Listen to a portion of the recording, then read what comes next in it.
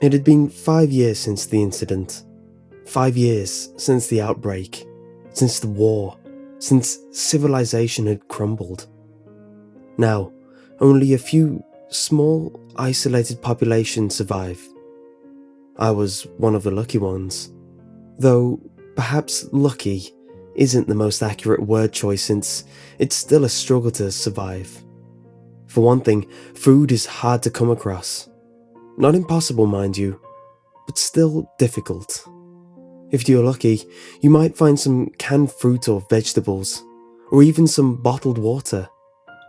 Usually, however, meals consist of whatever can be caught or picked. It's surprising how quickly one can get used to the taste of squirrel meat. There's also the danger of being attacked. My group and I would have to remain alert for feral dogs roaming the area. Normally, they'd be little more than a nuisance since they had the habit of stealing any food we managed to get that day. That didn't make them any less dangerous, however, due to them having no issue with fighting to the death over a meal. Other feral animals were also an issue. Often just things like stray cats or wild coyotes, but we have run into wolf packs and even a wild bear at one point. But that's not the most dangerous thing to face since the incident. No, that would be them. Those horrible monsters. Ever since the outbreak, they became the biggest obstacle against our survival. First off, they are violent, unimaginably so. At least a coyote attacks to either defend itself or get food. Them? They'd attack with little to no provocation. Even worse is that they'd kill just for the sake of killing. I'd even seen them tear apart a member of our group only to leave the remains behind. And they're known to completely ignore other creatures just to go after us specifically. It's as though they are driven by some sort of deep-seated hatred towards us.